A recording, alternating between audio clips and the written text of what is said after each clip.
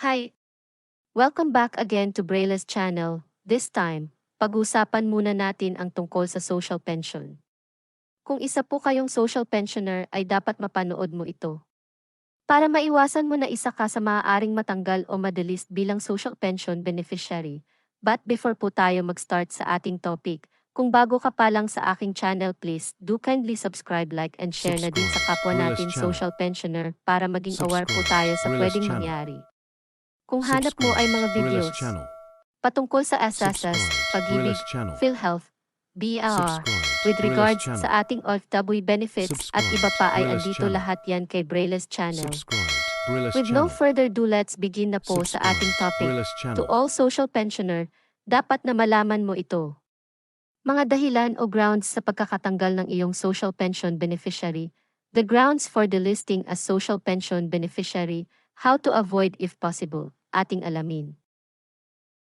Ito po ay based sa Memorandum Circular Number 6 Series of 2024, other known as Omnibus Guidelines for the Implementation Program of Social Pension for Indigent Senior Citizen.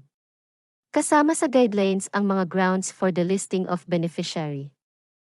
Alam niyo po ba na hindi lahat ng ating mga senior citizen ay napapabilang sa social pension beneficiary dahil ito ay sasailalim pa sa screening evaluation ng DSWD. Kung talagang qualified nga kayo na mapabilang bilang isang social pension beneficiary at mabigyan ng cash benefits at iba pang pribilehiyo, subalit marami pa rin sa ating mga beneficiary ang natatanggal dahil sa mga grounds para tuluyang masuspend ang kanilang pension benefits.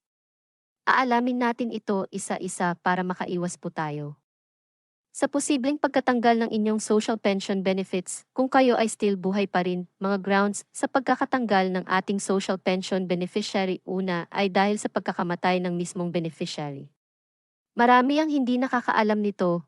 Alam niyo po ba na pwedeng kunin ng immediate family ang kanyang social pension kung ito ay namatay within the semester period? Halimbawa ay namatay siya ng February, siya ay mapapasama pa rin para sa bigayan ng pension for January to June, which is 6,000 pesos. Ito ay buong ibibigay sa immediate family.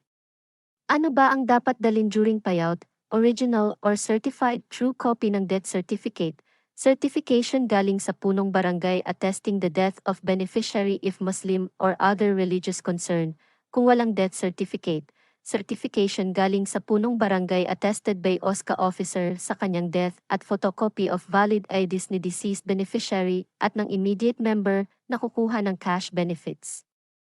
Mas maganda pa rin na makipag-ugnayan po tayo sa malapit na DSWD sa inyong lugar para sa iba pang mga requirements na hahanapin nila. Pangalawang grounds ay kung mapatunayan na si beneficiary ay mayroong SSS o GSIS o alinmang pension benefits sa ibang ahensya ng pamahalaan. Ito ay sasailalim sa cross-matching evaluation between the agencies at validation confirmation from DSWD.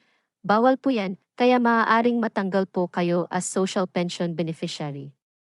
Pangatlong grounds for disqualification, kung mapapatunayan na may regular income o may financial support na natatanggap si beneficiary from family or relatives. Ibig sabihin ay maaaring may suportang natatanggap ang beneficiary para sa kanyang pang-araw-araw at maintenance. Ito po ay maaaring maging grounds para matanggal din po kayo if mapatunayan at ma-attest ng DSWD dahil marami po ang mga waitlisted pensioner ang naghihintay na mapasama as beneficiary, kaya kukuha po sila ng kapalit dito na mas qualified at nangangailangan ng higit na tulong pinansyal. Ang pang-apat ng grounds po natin ay ang pagkakalipat ng tirahan ng beneficiary. Maraming nangyayari na ganito and yet nagtataka sila bakit wala na sila sa listahan. Kung kayo po ay lilipat ng tirahan, dapat ay gawin niyo po ang mga ito para tuloy-tuloy pa rin ang inyong benepisyo. Una, humingi po kayo ng certification galing sa inyong barangay na kayo po ay lilipat ng tirahan para ito po ay ibibigay nyo sa FSWD at isang copy. At ang inyong OSCA IDs.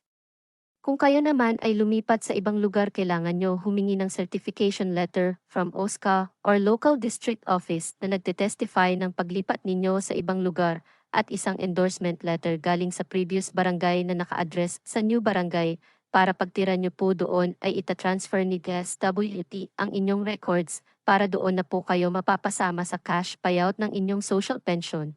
pero hanggat wala pang transfer ay pwede pa kayo mapasama sa dating lugar.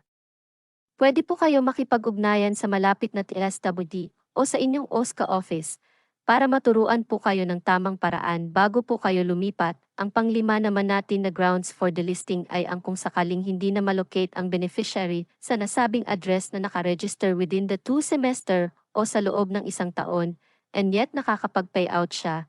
Ito ay malalaman through home visit by local district office. If hindi nila makita ang beneficiary during visit ay ilalagay nila dito na unlocated na siya at walang means para siya ay makita. Kapag ganito po ang mangyari magiging dahilan po ito para mailagay po kayo sa disqualification lists para tanggalin sa beneficiary. Ang pang-anim naman na grounds natin ay if kung sakaling hindi siya pumupunta during the cash payout period within the 2 consecutive semester o sa loob ng 1 taon, ay isa ring dahilan para mapasama po kayo sa listahan na tatanggalin or isuspend ang inyong social pension at ang inyong slot ay ibibigay na sa karapat-dapat na beneficiary. At iba pang case-to-case basis na pwedeng maging dahilan sa pagkatanggal ng social pension na sasailalim sa screening evaluation between the OSCA office, local district at the SWD kasama ng punong barangay. Kaya hanggat maaari kung nais nyo po na hindi matanggal ang inyong slot bilang social pension beneficiary ay makipag-ugnayan po tayo sa ating OSCA o local district o sa mismong TSWD. That's it, kung still alive pa rin po tayo ay huwag po natin pabayaan na mawala ang ating social pension. Kung kailangan na lumipat ng tirahan, ay siguraduhin na makipag-ugnayan sa inyong barangay at sa DSWD para hindi magkaproblema ang inyong social pension. Disclaimer lamang po, hindi po tayo empleyado ng DSWD o ng alinmang ahensya. Ito ay binabahagi ko po lamang base na rin sa aking pananaliksik ng mga tamang impormasyon upang maipahatid po sa inyo at makaiwas na rin sa tuluyang pagkatanggal ng inyong social pension beneficiary. Marami pong salamat at palagi po tayong mag-iingat. God bless po sa lahat. Subscribe Gorillas Channel. Subscribe Gorillas Channel. Subscribe Gorillas Channel. Subscribe Gorillas Channel. Subscribe Gorillas Channel.